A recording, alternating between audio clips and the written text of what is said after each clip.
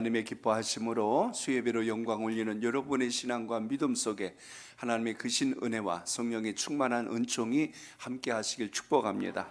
말씀의 제목 같이 나눕니다. 허물을 덮는 자가 복이 있습니다. 허물을 덮는 자가 복이 있습니다. 아멘.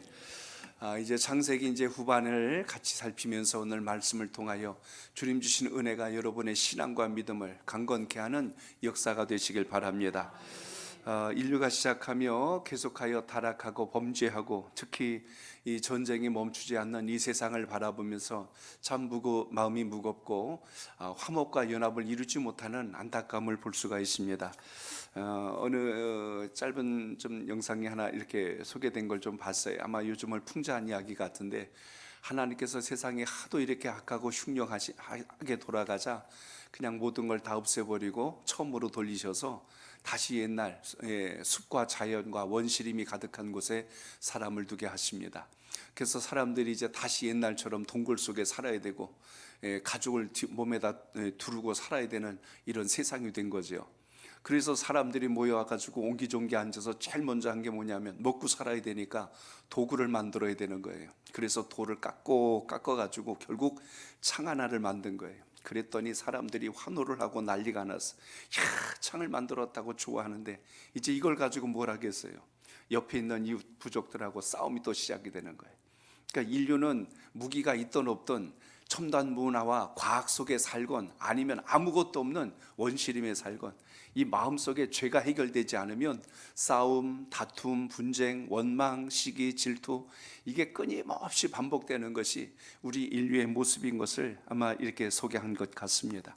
저는 오늘 이 시간 여러분들과 같이 오늘 노아 홍수 이후에 있었던 인류의 시작 속에 나타난 또 하나의 우리의 죄성은 무엇인가?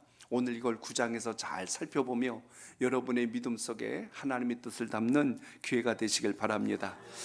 노아는 방주를 통해서 구원을 받은 사람입니다. 그의 가족 이제 8식구가 함께 구원을 받게 되었습니다. 자, 그런데 노아와 가족들이 구원을 받아서 노아를 당시에 지칭하기를 의인이라 하였고 그는 하나님께서 나와 동행한 자라고 칭찬했던 인물인 노아입니다. 오늘 본문에 보면 그랬던 노아에게 아주 불미스러운 일이 생기는 내용이 오늘 본문 속에 등장하게 됩니다. 오늘 이것을 통해서 우리가 깨달아야 될 게 있어요. 구원받은 이후에도 우리 인생이 얼마나 연약하고 실수할 수 있고 허물과 죄로 인하여 또 넘어질 수 있다는 사실을 다시 한번 주목하게 하는 내용이 오늘 이 9장 안에 담겨 있다는 것입니다. 그래서 노아의 실수보다 더 중요한 게 있어요. 허물을 보았을 때 우리는 어떻게 하는 것이 옳은가 하는 바로 이 부분입니다. 그래서 하나님께서 대홍수의 심판을 통하여 세상을 모두 진멸하셨죠. 이유는 뭐죠? 우리 마음속에 있는 죄입니다. 하나님을 멀리하고 인간의 탐욕과 시기와 질투, 이기적인 욕망을 가지고 사는 것을 하나님께서 더 이상 두고 보실 수가 없어서 물로 세상을 다 심판하신 것입니다. 죄가 모두 사라진 것 같지만 죄가 사라진 건 아니에요. 일시적으로 모든 걸 덮어버리긴 했지만 오늘 노아 가족 안에서 또 한번 죄의 그림자들이 드러나고 있다는 것을 우리가 여기서 보게 됩니다. 나무를 없애버린다고 다 잘라버리면 없어진 게 아니라 그 밑에 뭐가 남아있어요? 뿌리가 남아있거든요. 그래서 다 없어진 것 같은데 다시 거기서 또 싹이 나고 줄기가 올라와서 다시 큰 숲을 이루는 걸 보게 됩니다. 저 경북이나 강원도에 작년에 큰 산불이 나서 완전히 잿더미가 되고 산이 그냥 숯더미가 됐어요. 그런데 신기한 것은 6개월이 지나고 1년이 지나면서 다시 거기서 새싹이 나고 새순이 돋고 다시 꽃이 피는 걸 보면 자연의 신비가 참 대단합니다. 그러니까 뿌리가 살아있으면 죽지 않는다는 거예요. 죄도 마찬가지예요. 표면적으로는 해결된 것 같은데 그 속 깊숙한 곳에 죄의 뿌리가 남아있는 한 다시 옛사람의 모습이 우리 안에서 드러날 수밖에 없다는 것입니다. 그렇기 때문에 오늘 이 죄의 현상은 제거할 수 있어요. 그런데 죄의 뿌리는 여전히 남아있다는 것을 우리가 보게 됩니다. 그래서 로마서에 보면 죄의 값은 뭐래요? 사망이라고 그랬거든요. 그렇기 때문에 벌을 받았다고 해서 죄가 없어지는 게 아니라 죄의 근본적인 문제를 해결하시는 예수 그리스도 안에서 은혜를 입기 전에는 우리가 쉽게 잘 해결되지 않는다는 것을 잘 기억하시기 바랍니다. 그러므로 오늘 우리는 이 홍수 심판을 이기고 방주에서 나왔던 노아 가족, 그들에게 하나님은 무지개 언약을 통하여 내가 다시는 물로 세상을 심판하지 아니하시겠다고 감동적인 언약을 맺은 이후에 오늘 당대의 의인이요 하나님과 동행했던 노아에게도 지금 치명적인 실수가 드러나므로 해피엔딩으로 끝나지 않고 또 한 번 불미스러운 일로 연결되는 것을 보게 됩니다. 참 오늘 말씀을 보면 당혹스러워요.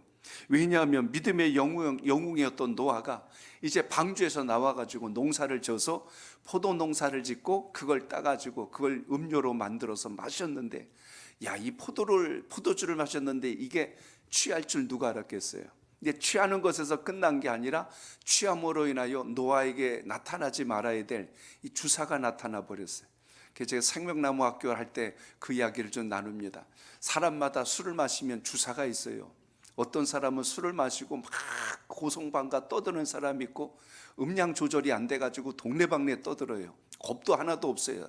시끄러 그러면 네가 더 시끄러 그러면서 더 대들고 난리를 치는 사람이 있고, 어떤 사람은 펑펑 우는 사람이 있어요. 괜히 막 울어요. 술만 마시면 펑펑 우는 사람이 있고, 어떤 사람은요 제일 얌전해요. 그대로 쓰러지더니 자는 거예요. 잠드는 사람도 있고 별의별 사람들이 있어요. 말이 많아지는 사람도 있고 뭐 별의별 사람들의 유형이 나타나는데 노아의 주사가 드러난 거예요. 노아의 주사는 옷을 홀딱 벗고 그냥 잠들어 버리는 거예요. 오늘 그 상황이 오늘 본문에 드러나고 말았습니다. 결국 여기서 조용히 덮고 끝나면 좋았을 텐데 둘째 아들 함이 그 아비의 벌거벗고 자는 모습을 보고 그것을 자기의 형과 아우에게 가서 전하는 거예요. 형이었던 셈, 막내였던 야베에게 가서 야, 내가 아버지가 홀딱 벗고 자는 거 보고 왔다면서 그걸 흉처럼 이야기한 거예요. 오늘 이런 이야기를 중심으로 해서 오늘 우리의 신앙하면서 또 우리의 성품과 인격 안에 무엇을 갖춰야 할 것인가를 보고자 합니다. 자, 저를 따라합니다.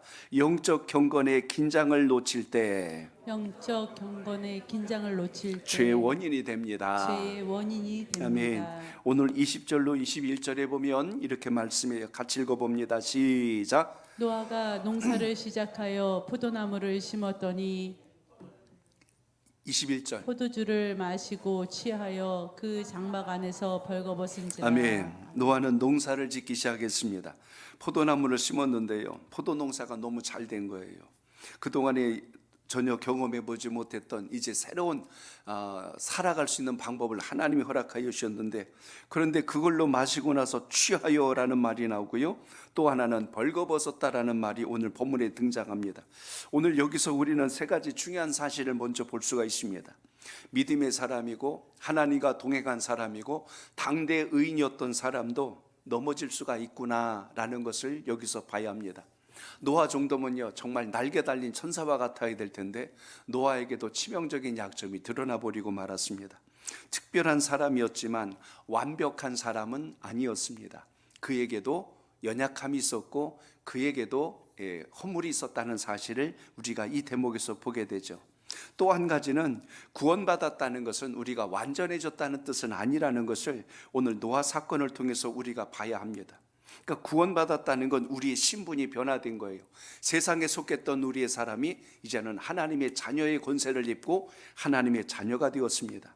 그렇기 때문에 하나님의 자녀가 되는 신분의 변화는 받았지만 그것 때문에 우리가 완전하거나 완벽한 사람이 되었다는 뜻은 아닙니다.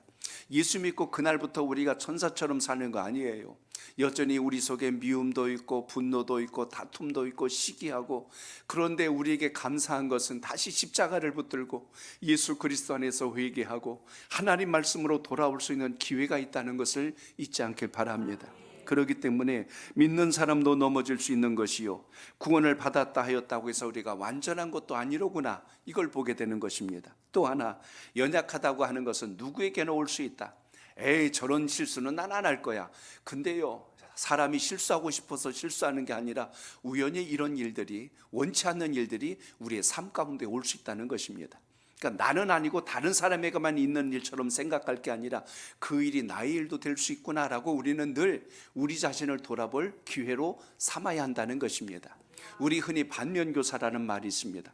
다른 사람의 실수, 다른 사람의 허물을 보고 나는 어떻게 할 것인가 하고 나를 돌아볼 수 있는 또 하나의 교훈으로 삼아야 할 터인데요, 오늘 말씀에서도 마찬가지입니다. 노아는 홍수 심판이라고 하는 절체절명의 위기 속에서 믿음으로 살아남고 통과한 사람이었어요. 정말 대단한 사람 아닙니까? 은혜를 입은 사람이에요. 그러나 정작 평화로운 일상이 회복되자 농사를 짓던 중에 그도 취하여서 결국 벌거벗고 넘어지는 상황을 본문에서 보게 됩니다. 포도주에 취해서 벌거벗은 노아의 모습은 우리에게도 경종을 울려줍니다. 큰 시험을 이기는 것보다 더 어려운 게 있어요. 평범한 일상 속에서 거룩함을 지켜내는 게, 이게 사실은 어떤 때는 더 어려울 수가 있다는 겁니다. 신앙의 내리막길은 고난의 때 오는 게 아닙니다. 안락하고 편안할 때 찾아오는 게, 그게 우리에게 있어서 또 하나의 큰 어려움이 될 때가 많다는 거예요. 등산을 하신 분들은 그런 이야기 합니다. 등산도 사고가 언제 나냐면 올라갈 때보다 내려올 때 나는 거예요. 올라갈 때는 긴장하고 어떻게든지 가야 되니까 있는 힘을 다하여서 조심하고 갑니다. 근데 다 됐으니까 이제 내려가면 된다 해서 긴장을 딱 풀고 가는 순간 내려오다가 발목을 삐거나 헛디뎌서 그만 낙상하는 상황이 올 수가 있는 것처럼 우리 신앙도 그래요. 이 포도주 한 잔쯤이야 하고 생각을 했는데 그게 자기를 취하게 만들 줄 누가 알았겠어요. 한 잔이 두 잔이 되고 두 잔이 석 잔이 되고, 처음엔 내가 술을 마셨는데 나중엔 술이 나를 마셔버려서 완전히 고주망태가 돼버렸어요. 본인도 여기까지는 생각을 못했던 거예요. 음주운전 사고도 똑같습니다. 나는 운전 잘해. 요 정도로 이래가지고 대부분 사고가 일어나는 것을 우리 주변에서 빌비지하게 보지 않습니까? 또 한 가지, 취한다고 해서 뭔 일이 있겠어? 하고 어떠면 방심할 수 있는 게 노아의 상황이었어요. 취하면 취하지 뭐 까짓거 그랬는데 세상에 그게 자기가 인사불성이 돼가지고 옷을 다 벗고 잠들 줄 누가 알았겠어요. 그렇기 때문에 노아도 상상할 수 없었던 취함과 벌거벗음의 현상이 오늘 나타났다는 것입니다. 오늘 여러분, 우리도 마찬가지예요. 도덕적으로, 지성적으로, 인격적으로 아무리 훌륭해 보여도, 든든해 보이는 그 삶 가운데도 죄라는 것이 어느 날 갑작 불쑥 일어나는 순간 걷잡을 수 없는 나락으로 떨어질 수 있다는 것입니다. 사람들이 영웅이나 또 때로는 성자로 취급하고 박수를 보낸다 할지라도 하나님 보실 때 우리가 얼마나 연약한 인생인가를 우리는 매 순간마다 돌아볼 수 있는 믿음의 지혜가 있길 바랍니다. 거룩하고 존경받으며 귀하게 살아온 사람이라 할지라도 어느 한순간 처참하게 죄인의 모습으로 전락할 수 있는 것을 봐야 할 것입니다. 그렇기 때문에 오늘 주님 말씀은 노아를 보는 것이 아니라 우리 자신을 돌아보는 거예요. 노아처럼 의인도, 노아처럼 하나님과 동행한 사람도 이런 실수를 할 수 있으니 우리도 늘 우리 자신을 돌아보고 영적 경건에 항상 조심하고 살펴야 되겠구나 하는 믿음의 자세가 있기를 바랍니다.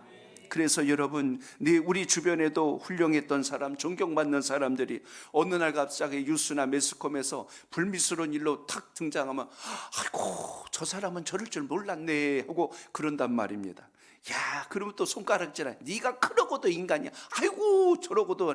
그러면서 또 배신감에 의한 손가락질과 비난을 퍼붓는 거예요. 그리고 또 어떤 분이 세상에 믿을 놈 하나도 없네 막 그래요. 근데 거기서 또 하나 들리는 소리를 들어야 돼요. 그러는 너는 하고 들리는 소리가 있어요. 그러는 너는 하고 들리는 게 있어요.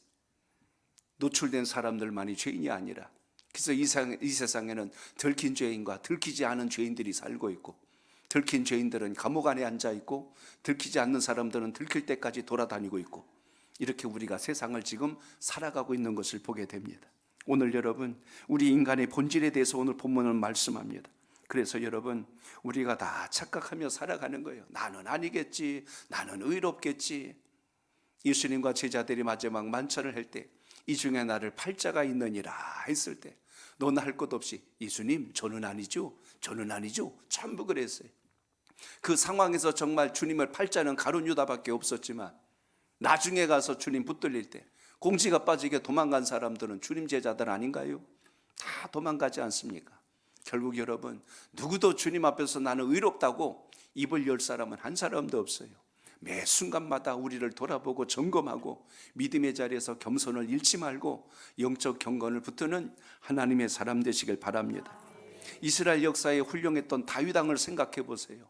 그도 역시 이스라엘의 통일 왕국을 이뤘던 이스라엘 역사에 이만한 왕이 없었어요. 하나님은 그를 내 마음에 맞는 사람이라고 칭찬했고 그 다윗을 끝까지 붙드신 것을 보게 됩니다. 그런데 인생의 후반전에서 그도 치명적인 도덕적 실수를 범하고 맙니다.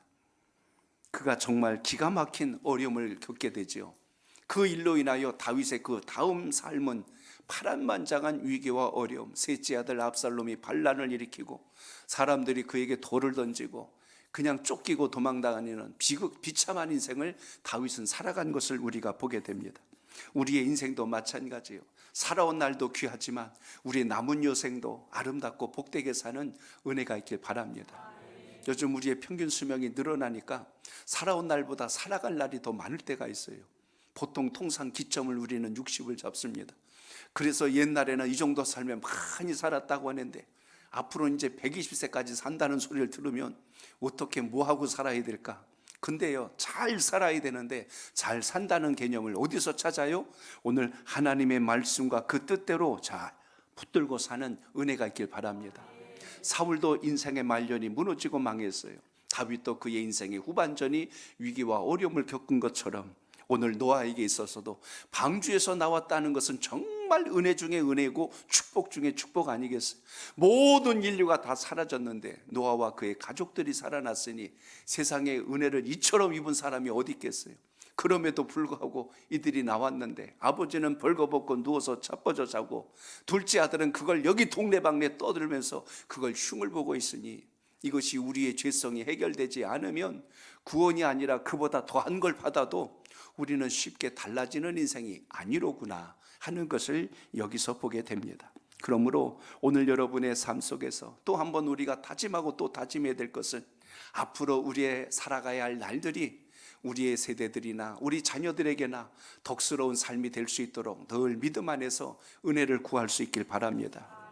존경하고 사랑하던 아버지가, 그렇게 믿었던 아버지가 어느 날 다른 여자를 데리고 오고 어느 날 난데없이 자식이라고 난데없이 아들이 나타나면 그때부터 이 집안은 콩가루 집안이 되기 시작합니다. 그렇게 믿었던 아내가 어느 날 갑자기 소리 없이 사라져버려. 건데 누구랑 산다는 소리가 들려. 이렇게 되면 또 그 집안도 난리가 나고 위기를 만납니다. 그렇게 존경한다는 스승이 어느 날 뉴스에 나타나고 타락하고 욕망에 의해서 무너졌다는 소식을 들으면 그 실망하는 마음이 이로 감당하기가 어려울 때가 있습니다. 오늘 본문에 있는 다윗이나 오늘 노아의 문제만이 아니라 우리가 살아가는 이 세상의 이야기고 또 우리 자신에게도 그런 일이 올 수 있다는 걸 늘 경각하며 하나님 말씀이 서기를 축복합니다. 그래서 도덕이나 윤리나 지성으로 포장된 가면을 쓰고 살다가 우리 속에 내면에 숨어있는 죄악이 일어나는 순간 너나 할 것 없이 브레이크가 고장난 자동차처럼 걷잡을 수 없는 상황이 온다는 걸 잘 염두에 두시고 우리 마음속에 분노, 우리 마음속에 미워하는 감정, 우리 마음속에 탐욕이나 음욕이라는 것으로 인하여 죄 가운데 떨어지지 않도록 믿음의 분별을 갖는 은혜가 있기를 바랍니다. 고린도전서 10장 12절 보세요. 이렇게 말씀합니다. 시작. 그런즉 선줄로 생각하는 자는 넘어질까 조심하라. 조심하라. 아멘. 우리 모두가 동일합니다. 주님 말씀으로 날마다 나를 돌아보고 점검하여서 하나님의 기쁘신 뜻을 이루는 은혜가 있기를 바랍니다. 항상 말씀을 기억하고 항상 깨어있지 않으면 악한 권세가 언제 우리를 틈탈 수 있는지 그것은 여러분 분별을 잃어버리면 모른다는 것입니다. 그러므로 하나님의 은혜가 우리를 잘 감싸고 보호해야 우리가 안전하고 경건하게 살아간다는 걸 믿으시기 바랍니다. 실수할 기회를 막아주시고 잘못된 길로 가지 않도록 붙들어 주시는 게 있다면 오직 하나님의 은혜밖에 없습니다. 그래서 여러분 은혜 입기를 힘쓰란 이유가 바로 그것입니다. 우리의 죄를 씻어주실 뿐만 아니라 이것은 결코 여러분 내가 노력하거나 내가 교양이 있거나 내가 스스로 의롭다고 한다고 해서 우리가 죄를 떠나 사는 게 아니라 날마다 은혜를 입지 않으면 우리는 주의 안에 거할 수 없다는 걸 살펴서 그 믿음의 자리에 서시길 축복합니다. 예수 그리스도의 십자가의 보배로운 피로 인하여 우리의 죄가 용서함을 받았고 또 하나님의 자녀가 되었다는 사실 때문에 우리가 이렇게 주님 앞에 나와서 예배 드릴 수 있는 은혜를 입은 걸 생각하시고 이 믿음을 가지고 주의 안에 거하시기를 축복합니다. 노아가 왜 이런 실수가 일어난 날을 다시 되돌아봅니다. 그가 왜 이런 방종에 빠졌을까? 사실 방주에서 나온 이로부터는 아무 문제가 없었어요. 싸울 사람들도 없었고 편했습니다. 농사도 잘 됐어요. 그래서 수확도 엄청나게 많았고 자녀들도 부모 속삭인다는 얘기 하나도 안 나와요. 자녀들도 말 잘 듣고 하는 일이 이처럼 잘 되고 평안할 수 있을까? 근데 여기서 문제가 시작된 겁니다. 사람이 무너질 때가 언제냐면 시끄럽고 혼란하고 난리칠 때가 아니라 평안하다 할 때 안심하고 그때 익숙해진 것에 넘어질 때, 그때 우리가 무너진다는 걸 유념해 보셔야 합니다. 다윗이 그렇게 됐잖아요. 전쟁터에 나가지 않고 이제는 싸우지 아니하고 낮잠을 자고 쉬고 있다가 마음에 음욕이 들어오고 탐심이 들어와서 결국 죄에 떨어진 것을 우리가 보듯이 매 순간 여러분 익숙함에 안주하지 말고 하나님 주신 은혜 안에서 날마다 영적 경건이 있길 바랍니다. 그래서 교회는 바쁜 게 좋아요. 한가하다 그러면 그때는 마귀가 바빠져. 이제 내가 일할 차례다 해가지고 이 사람 저 사람 찝적대기 시작해갖고 여기서 시험 들고 저기서 넘어지고 여기서 쓰러지고 이런 이야기들이 들립니다. 하나님 일에 집중하고 기도에 집중하고 말씀에 집중하고 은혜 안에 거하길 힘쓰고 성도의 가제가 풍성해지면 마귀랑 교제할 시간이 없잖아요. 마귀가 방문할 시간이 없잖아요. 마귀가 좀 보자고 그래. 나 지금 기도해야 되거든. 그러니까 마귀가 아니 좀 시간 좀 내달라니까. 나 오늘 저기 목장 예배 있어. 그러니까 마귀랑 묵상할 시간이 없어야 되는데 한가하니까 그냥 잠깐 얘기 좀 하자고. 그러다 보니까 자꾸만 상상의 나래를 피고 믿음의 나태함이 찾아오고 불평과 원망이 자리를 잡기 시작하고 결국은 하나님이 기뻐하지 않는 것에 떨어졌는데도 전혀 무감각하게 넘어질 때가 온다는 것입니다. 오늘 여러분 노아의 가정이 지금 그렇게 쓰러지고 있었어요. 그래서 평안한 것이 무조건 좋은 것이 아니라 하나님 앞에 영적 경건을 잃지 않는 믿음의 자세가 있기를 바랍니다. 22절을 보세요. 22절 시작. 가나안의 아버지 함이 그의 아버지의 하체를 보고 밖으로 나가서 그의 두 두 형제에게 형제에게 알림해. 알림해. 아멘. 오늘 여기 보면 죄는 함이 졌는데 그의 아들 이름까지 거명거리고 있습니다. 그리고 놀라운 것은 함이 잘못했는데 함을 포함하여 그 자식 때까지 그 저주가 흘러가는 것을 우리가 여기서 보게 되죠. 결국 여러분 우리 신앙과 믿음이 좋은 유산, 믿음의 유산을 남겨야지 죄와 악의 유산을 후대에게 물려주는 일이 없도록 우리는 날마다 믿음의 영적 경건 앞에 서시길 바랍니다. 따라합니다. 죄는 허물을 폭로할 때 즐기는 마음입니다. 허물을 폭로할 때 즐기는 마음이 있습니다. 아멘. 함에 대한 이야기로 잠깐 들어가 봅니다. 함이 아버지의 벌거벗은 모습을 보고 밖으로 나가서 형제들에게 알렸다라고 나와요. 여기 보고라는 말과 알렸다는 두 단어를 잘 보셔야 돼요. 함이 아버지의 허물을 드러냈다라는 뜻이에요. 봤다는 것은 우연히 볼 수도 있고 집중하여 볼 수도 있는데요. 지금 오늘 여기서 봤다는 것은 그것에 대해서 깊이 있게 자세하게 그것을 마음에 두었다는 뜻에서 이 보았다는 것을 봐야 할 것입니다.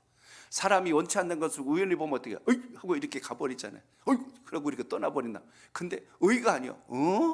이러는 거예요. 에구머니나 그러면서 이거 있잖아요. 손가락 다 벌려가지고 계속해서 아니 아버지가 그러더니 그걸 가지고 가서 어떻게 해서 알렸다라고 그랬는데 이제 우리가 말하는 떠버리는 거예요. 이게 일종의 조롱, 비난, 흉이라고 이야기하죠. 허물을 들춰낸다는 의미에서 알렸다는 뜻이 여기 있습니다. 단순히 그랬대가 아니라 이것이 점점 더 구체적으로 아버지의 수치와 부끄러움을 드러냈다는 의미에서 이것을 봐야 할 것입니다.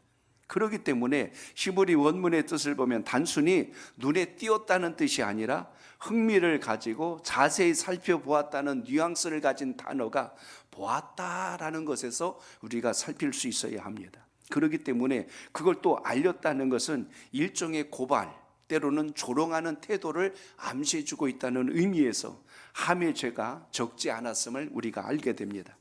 아버지의 실수를 발견한 것이 아니라 그 실수를 즐기고 있었고 그 실수를 폭로함으로 인하여 그것을 많은 사람들과 공유했다는 거예요. 실수를 볼 때 우연히 볼 수도 있고 의도적으로 볼 수도 있지만 오늘 함은 의도적으로 보았다라는 뜻을 오늘 본문에서 살펴야 할 것입니다. 이 행동에는 여러분 세 가지 문제가 있어요. 첫 번째는 존중이 없는 거예요. 상대를 존중히 여길 줄 알면 허물과 치부와 연약함을 가려주고 예우할 줄 압니다. 근데 존중하는 마음이 없으면 권위를 무시해요. 상대방을 무시하면 언어에서 티가 나고 눈빛에서 티가 나고 행동에서 티가 나게 되어 있습니다. 그래서 존중이라는 건 단순히 일시적인 어느 작은 행동이 아니라 우리 몸 전체가 반응해요. 존중하지 않으면 얼굴 표정도 다르잖아요. 존중하면요, 얼굴에서 벌써 존경의 마음, 사랑하는 마음이 막 뚝뚝 떨어져요. 근데 그게 없으면요, 경멸의 눈빛, 입은 삐죽거리고 그냥 또 그 행동 하나하나는요 아주 싫은 내색을 튀는 것을 우리가 볼 수가 있습니다. 두 번째, 여러분, 이 행동의 문제가 뭐냐면 은밀한 죄를 드러냈다는 거예요. 감추어줘야 할 것, 그리고 덮어줘야 할 것을 너무나 모든 사람들이 알도록 알렸다는 이야기예요. 사람이 때로는 숨기고 싶은 게 있고 알리고 싶은 게 있습니다. 그런데 이걸 뒤집어서 우리가 잘못 행동하면 이게 사랑 관계에서도 상당히 어려움이 올 뿐만 아니라 이것은 정말 상대에게선 지울 수 없는 치명적인 상처가 될 때가 많다는 것입니다. 그렇기 때문에 여기서 또 한 가지 본다면 이걸 퍼뜨린 거예요. 문제를 해결하지 않고 확산시킨 겁니다. 함이 좀 지혜로웠다면 아이고 아버지가 지금 웬일이야, 아이고 망사스러워, 그러고선 뭐 자기 옷이라도 벗어서 이렇게 하고 그냥 쓱 지나가고 그냥 모른 척하고 그냥 가버렸으면 돼. 아버지는 술 깨가지고 아이고 내가 좀 이러고 자꾸만, 아이고 이거 누구요? 함에 오시네. 아이고 이 녀석이 그래도 내가 또 이렇게 하고 자는 걸 알고 이렇게 했네. 고마운 마음이라도 있을 거예요. 근데 그게 아닌 거예요. 덮어줄 생각도 없었고 그걸 가서 여기저기 알리는 상황이 됐으니 아버지 입장에서 나중에 그 사실 알고 얼마나 부끄러움과 함께 분노가 함께 했을까 하는 부분을 봐야 할 것입니다.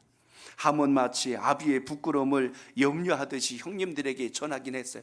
아우 형님들 이거 어떻게 하면 좋아, 이거 남사스로 제가 말할 수 있을까, 뭔데니까 아우 얘기할 수도 없고 안 할 수도 없고 꼭 겸손을 가장한 교만이 있어요. 덮어줄 것처럼 그러면서 그걸 여기저기다 떠벌리는 상황이 발생합니다.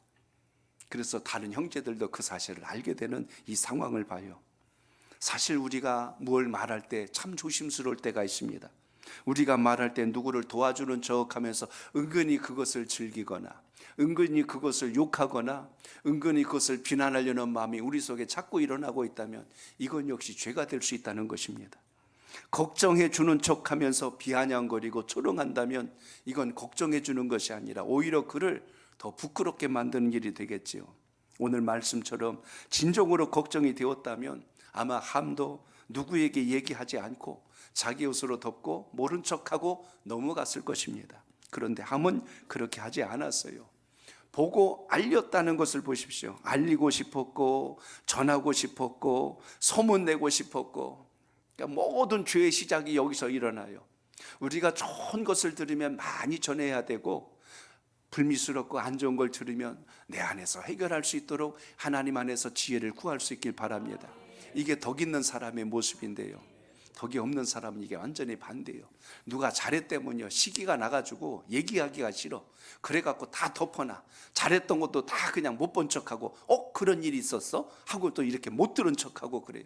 근데 안 좋은 게 있으면요 하나를 열로 불려가지고 10사람이 아니라 만날 수 있는 사람은 다 찾아내가지고 전화질하고 붙들고 제가 전화질이라고 그랬네.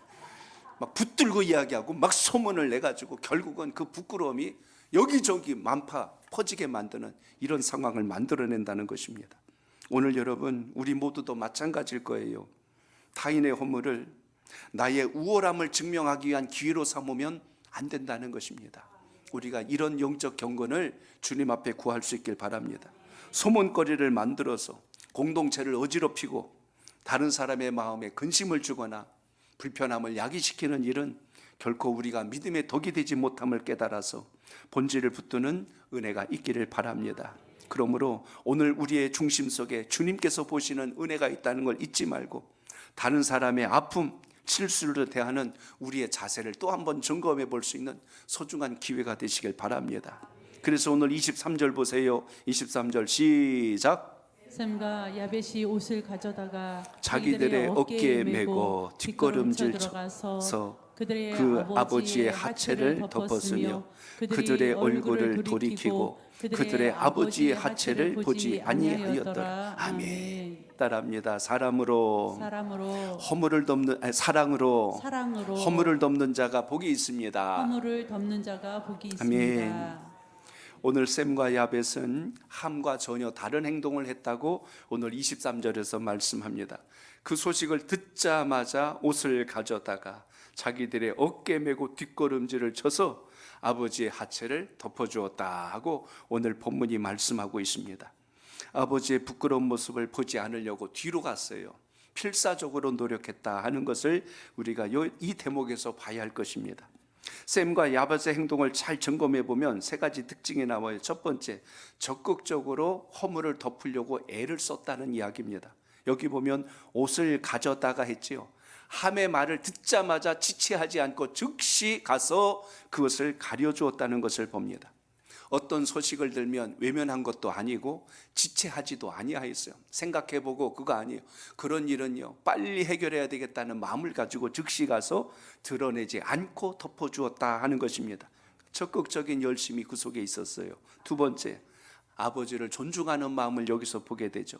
뒤로 걸어갔다는 것은 보지 않겠다는 것입니다. 설령 들었을지라도 내 눈으로 똑같이 그걸 확인할 필요는 없어요.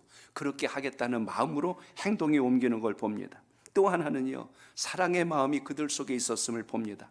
그 이후로 이 첫째와 말째는요, 뭘 판단하거나 그걸 가지고 어떤 말을 만들어내거나 그러지 않습니다. 덮는 걸로 딱 끝냈어요.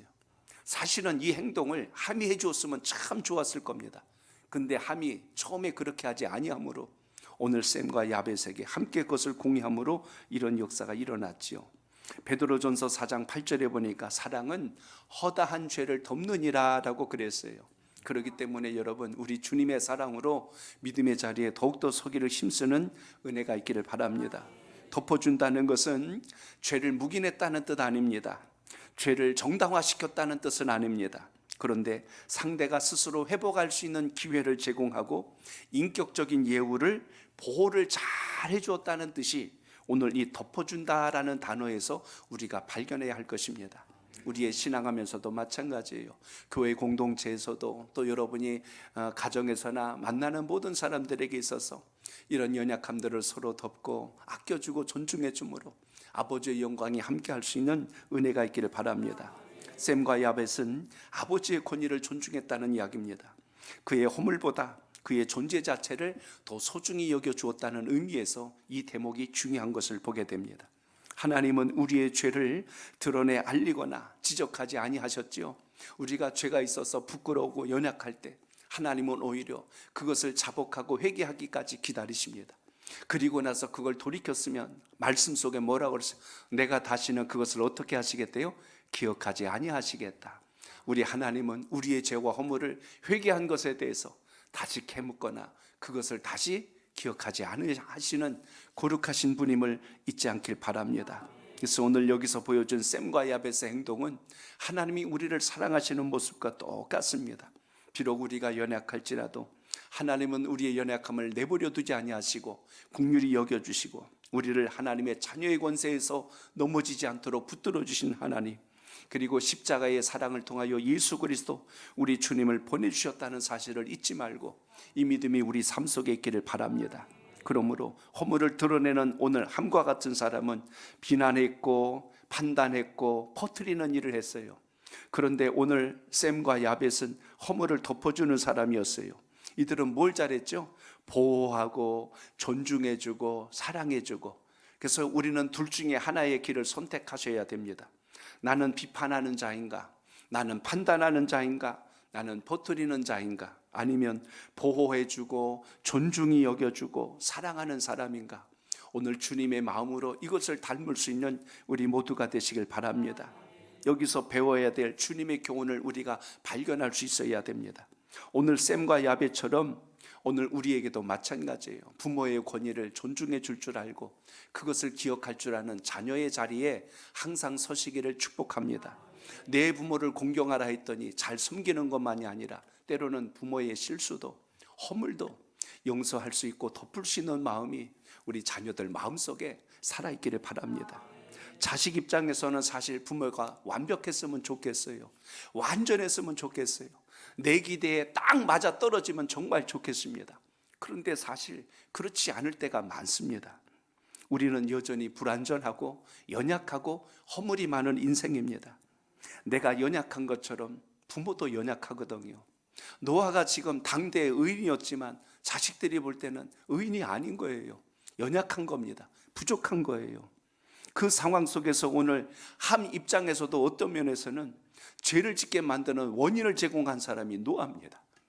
노아가 그렇게 취하지 않았고 벌거벗고 잠들지 않았다면 함에게 숨어있는 그 죄성이 그때 드러나지 않았을 거예요.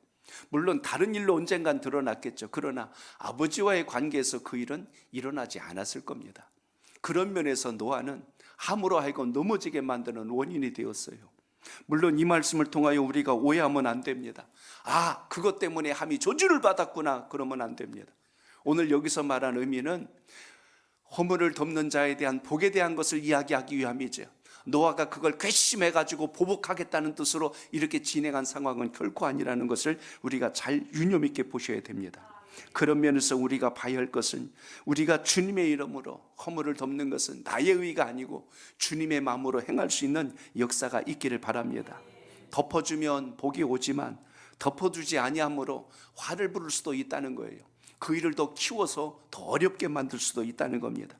자녀들 가운데 부모로부터 지워지지 않는 상처를 받은 사람들도 있어요.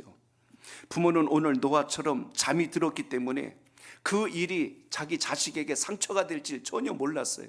잠은 들어있는데 그게 뭔지 누가 와서 봤는지 어떻게 알겠어요. 그러니까 모르고 있었어요. 근데 나중에 깨어나고 보니까 그 일이 벌어진 걸 뒤늦게 알게 된 거예요. 나로 인하여서 함이 큰 잘못을 저질렀구나. 내가 그렇게 하지 않았으면 우리 함이 저렇게 되지 않았을 텐데. 노아도 한편에는 죄책감이 밀려왔을 겁니다. 함 역시 아버지 때문에 내가 왜 이렇게 됐을까 하고 생각했을 것입니다.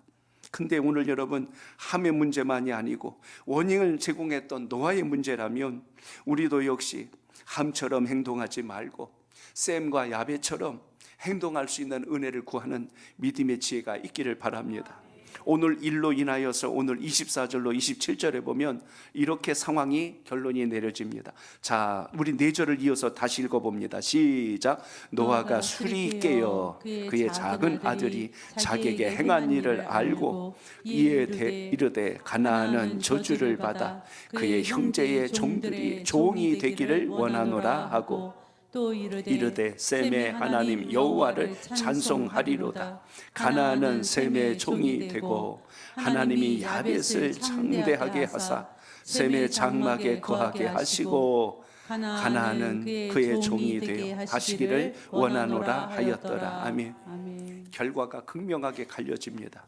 오늘 셈과 야벳의 가문을 하나님은 노아는 축복하고 복을 빌었지만 지금 함과 그의 후손들은 종으로 살도록 오늘 선포한 것을 말씀을 통해서 보게 됩니다. 그렇기 때문에 오늘 노아가 술에 깨어서 오늘 이 상황을 보고 원망하면서 저주했다는 개념이 아니라 요 문맥상 의미를 이렇게 이해하셔야 좋아요. 누구든지 자기 부모의 허물을 감싸주고 또 치유하고 회복시키는 마음을 가진 자녀는 복을 입게 될 것이다라는 의미에서 이걸 봐야 할 것입니다. 그렇기 때문에 정이라는 이름으로 그것을 드러내고자 하는 그 자녀에게는 오히려 그것이 복이 아니라 화가 될 수 있다는 사실을 우리가 이 대목에서 봐야 할 것입니다. 그래서 셈에게는 어떤 복을 주었어요? 여호와를 찬송하리로다라는 영적인 축복을 받게 됩니다. 야벳은 어떻게 되겠어요? 창대하게 하사 그랬어요. 야벳의 집안은 이제 하나님께서 번영의 복을 주시고 형통의 복을 더하셨다고 말씀합니다. 우리 모두도 마찬가지예요. 우리 모두가 다 완벽하고 완전한 인생은 아닙니다. 그러나 오늘도 성령 충만과 은혜를 잘 입어서 우리는 다른 사람의 허물과 치부를 들춤이 아니라 하나님의 은혜와 자비로서 긍휼히 여길 수 있는 마음으로 가려주고 덮어줄 수 있는 믿음의 자리에 설 수 있는 주의 사람 되시길 바랍니다. 덮어주는 자에게는 하나님이 은혜로 역사하여 주셨고 들춰내는 자들에게는 그로 인하여 오히려 하나님 주신 복에서 멀리 떨어졌다는 사실을 우리가 이 대목에서 주목하시고 오늘도 우리의 마음과 성품을 붙드시는 우리 주님을 잘 기억하셔서 승리하는 신앙이 꼭 되시길 바랍니다. 이제 오늘 말씀의 결론을 맺습니다. 오늘 우리가 살아가면서 가정에서나 또 교회 공동체에서나 또 여러분이 일터에서 누군가의 허물을 보게 될 때가 있습니다. 우리는 어떤 자리에 서야 할 것인가? 죄를 보고 못 본 척하라는 뜻 아닙니다. 그런데 이것을 어떻게 지혜롭게 잘 돕고 해결해야 할 것인가를 하나님께 묻고 구하여서 하나님의 섭리 안에서 화평과 화목을 이루는 은혜가 있기를 바랍니다. 오늘 말씀에 보면 아름다운 허물을 덮는 자들은 오늘 관계가 살아나고 공동체가 회복되고 하나님의 은혜가 풍성하게 흘러넘친다는 사실을 기억하시기 바랍니다. 그렇기 때문에 우리 모두는 노아와 같은 연약하고 죄된 인생을 살아갑니다. 원하던 원치 않던 누군가에게 상처를 줄 때도 있고 누군가에게 허물을 들춰낼 때도 있습니다. 그렇기 때문에 오늘 남에게 보여주고 싶지 않은 부끄러운 우리의 인생이 있을지라도 오늘 다시 하나님 주신 은혜 안에서 믿음으로 잘 회복을 입기를 강청하며 하나님의 뜻 안에서 영적 경건이 무너지지 않도록 본질을 붙드는 신앙이 되시길 바랍니다.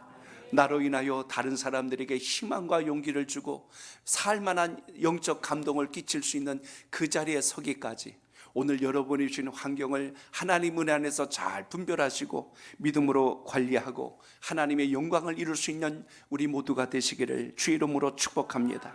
오늘 말씀을 상기하며 주님 오늘 우리에게도 샘과 야벳과 같은 신앙과 믿음을 더하여 주시옵소서. 오늘 이런 영적 고백을 가지고 주님을 더 가까이 할 수 있는 우리 모두가 되시길 바랍니다.